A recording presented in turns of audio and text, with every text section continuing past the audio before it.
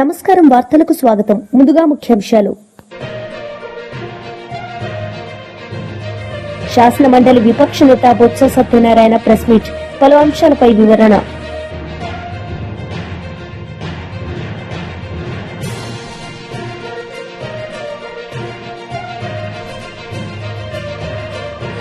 MLA Harish Rao power point presentation, పాల్గొన్న BRS నేతలు.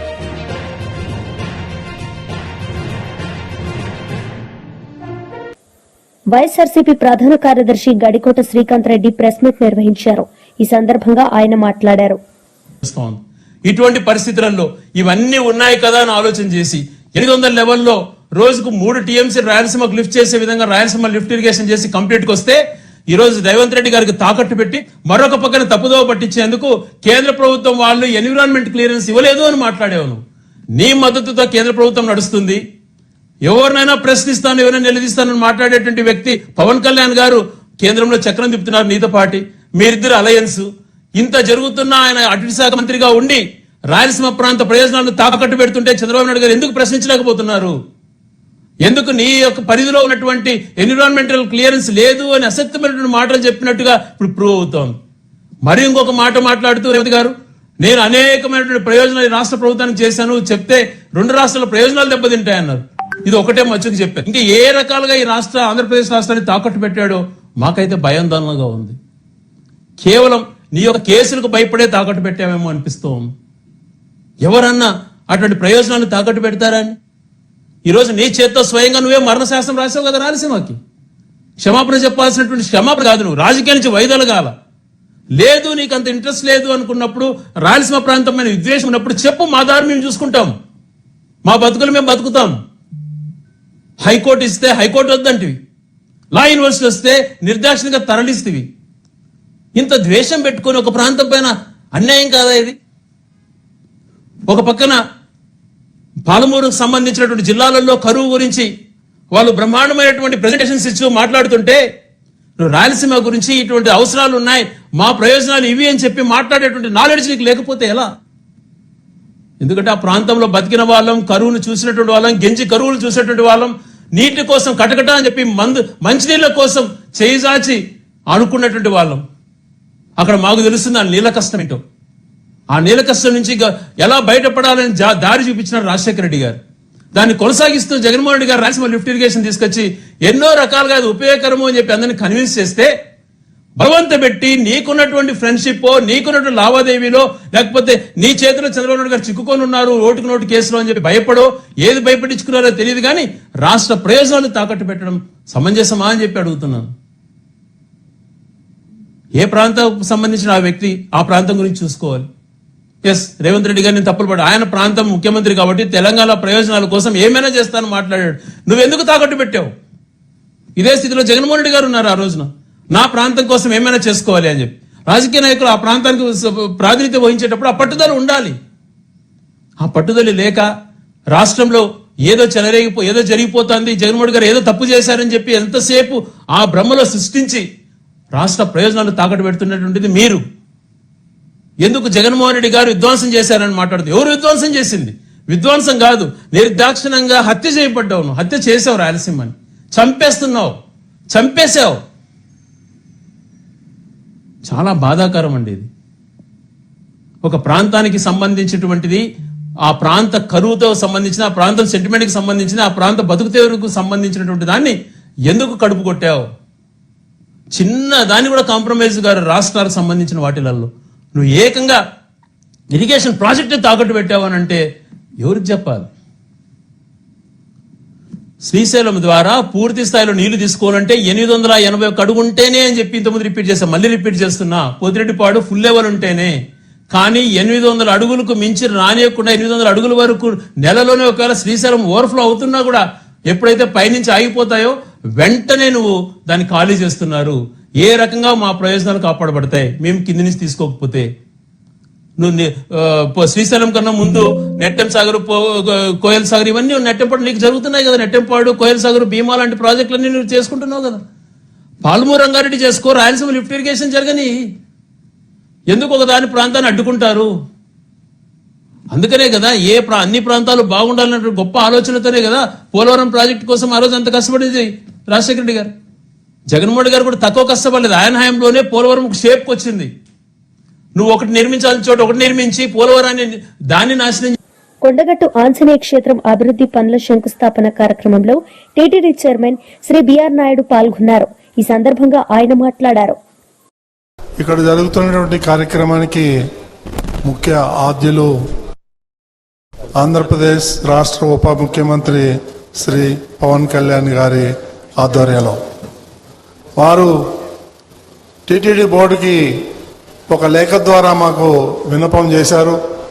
కొండగట్టులో కొన్ని కార్యక్రమాలు చేయాలని. ఆ లేఖని రాష్ట్ర ముఖ్యమంత్రి చంద్రబాబు నాయుడు దృష్టికి తీసుకెళ్లాం. వారు వెంటనే ఆమోదించారు. ఆ తర్వాత బోర్డు మీటింగ్లో పెట్టి దాన్ని శాంక్షన్ చేయడం జరిగింది.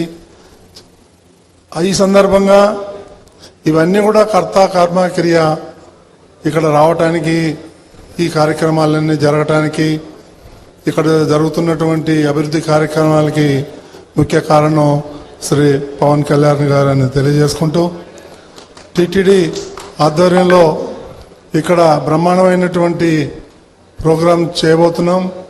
దానికి మీ అందరి సహకారం కావాలి.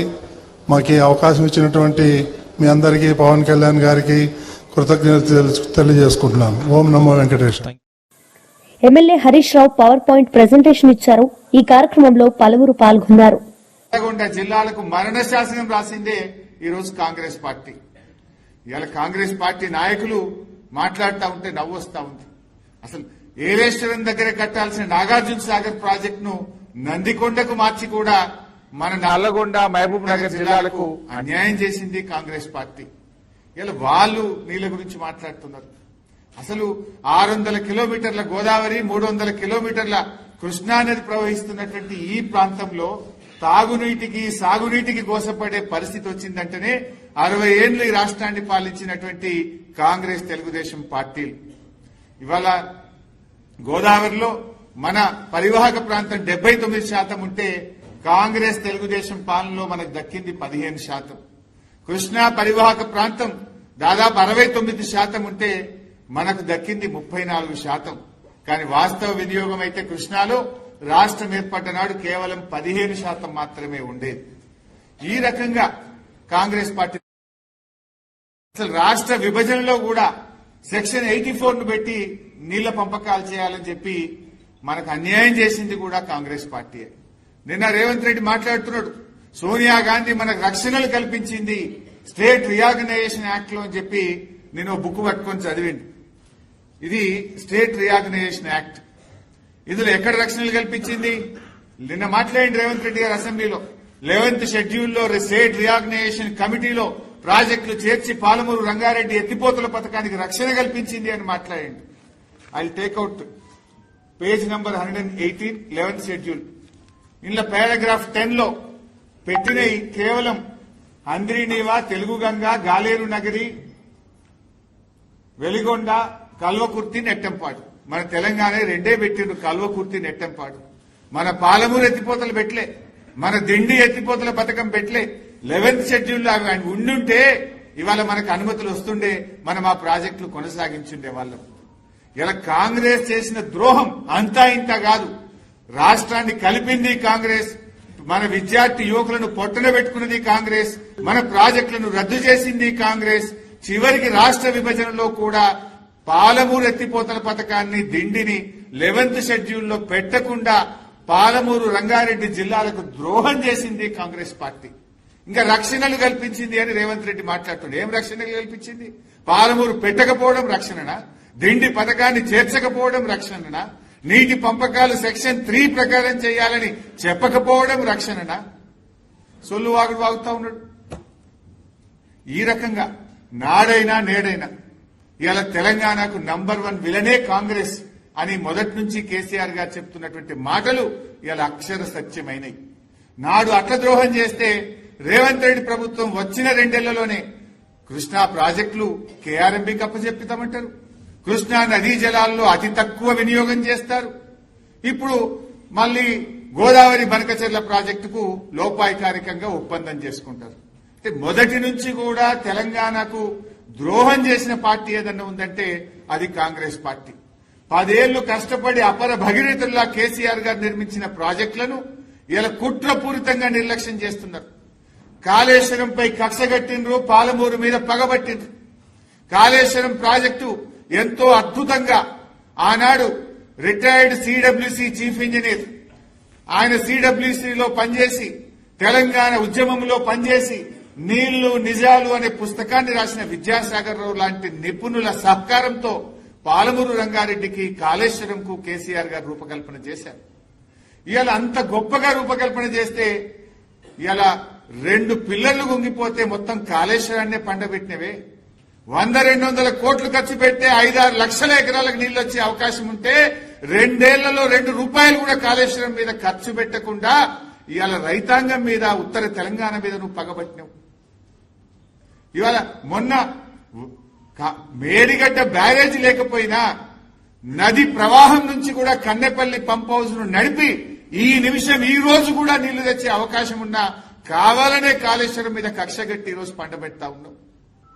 పాలమూరు ఎత్తిపోతల పథకం ఆనాడు కేసీఆర్ గారు రిటైర్డ్ సిడబ్ల్యూసి చీఫ్ ఇంజనీర్, ఈ రాష్ట్ర ప్రభుత్వ సలహాదారుడుగా ఉన్న విద్యాసాగర్ రావు గారు శ్రీశైలం సోర్స్ గా మన రాష్ట్రానికి మేలు జరుగుతుందని పాలమూరు ప్రాజెక్టును కడితే 2 సంవత్సరాల నుంచి ప్యాకేజ్ 3లో ఉన్న బుడ్డ కాలువ పూర్తి చేస్తే ఈ సంవత్సరం 50 టీఎంసీల నీళ్లు నిలుపుకునే అవకాశాన్ని నువ్వు ఇలా కాల రాసినవు, పాలమూరు మీద పగబట్టినవు. పాలమూరు బిడ్డ అంటావు. పాలమూరు ప్రజలకు నాటి నుంచి నేటి వరకు కాంగ్రెస్ తెలుగుదేశం ద్రోహం చేస్తే ఆ ద్రోహాల పరంపరను కొనసాగిస్తున్నాడు ఈ రోజు రేవంత్ రెడ్డి గారు. ఇలా డైరెక్ట్ సబ్జెక్ట్ లోకి పోతే ఇంకా చాలా స్లైడ్స్ ఉన్నాయి.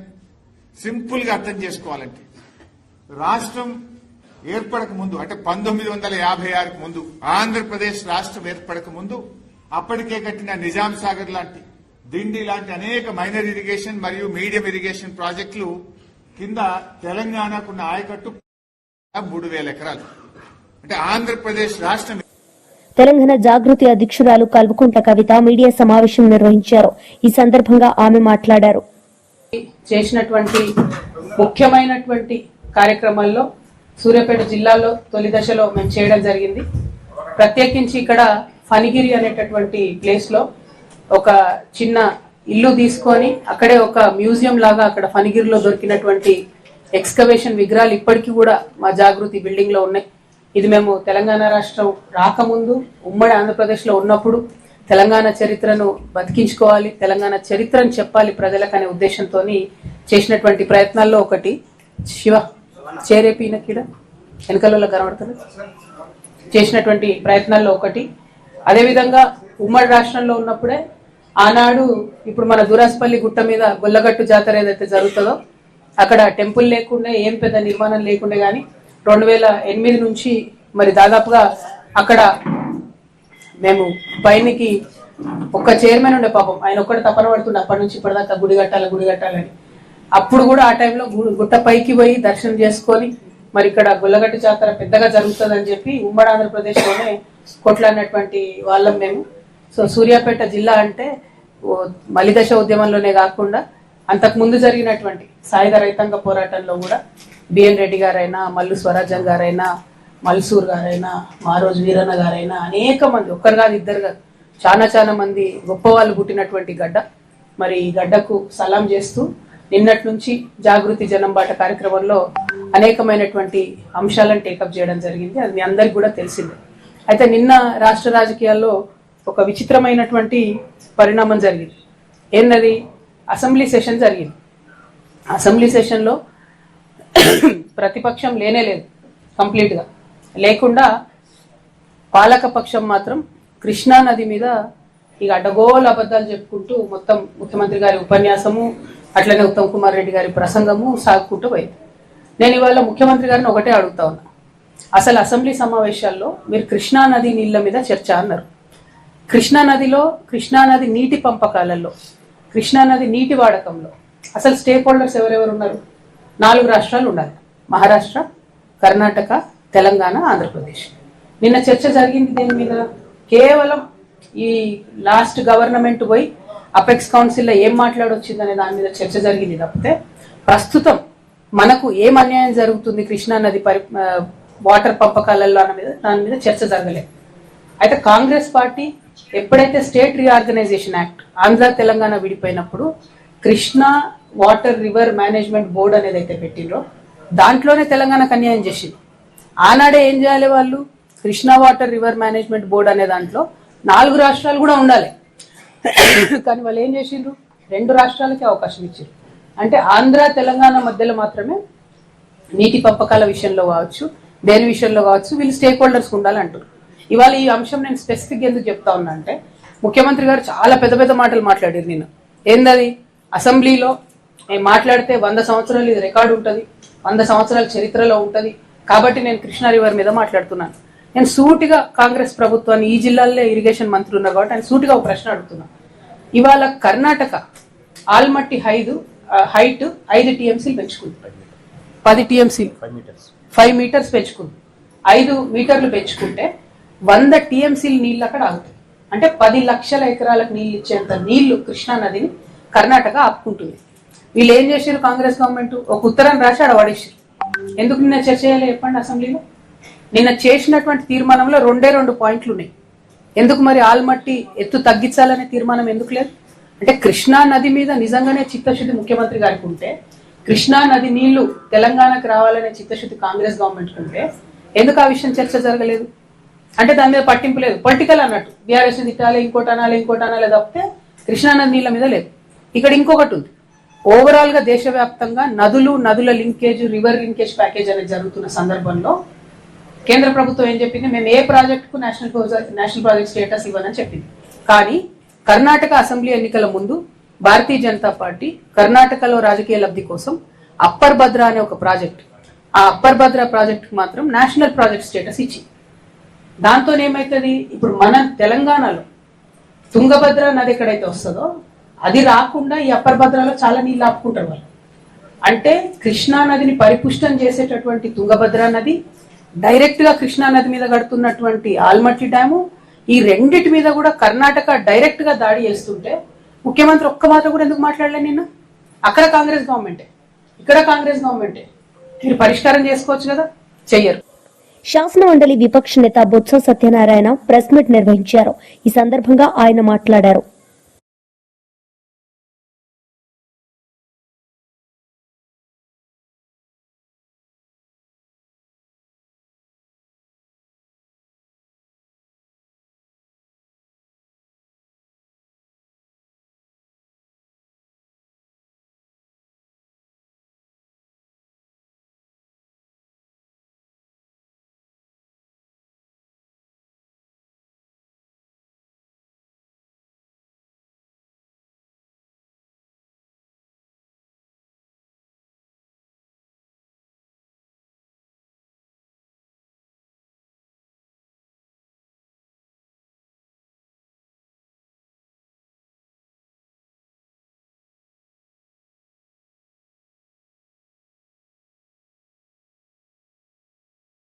వార్తలు ముగించే ముందు ముఖ్యాంశాలు మరోసారి.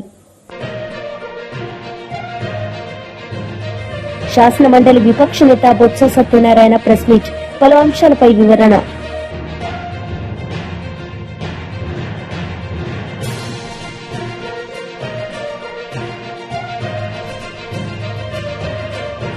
MLA Harish Rao power point presentation, పాల్గొన్న బీఆర్ఎస్ నేతలు.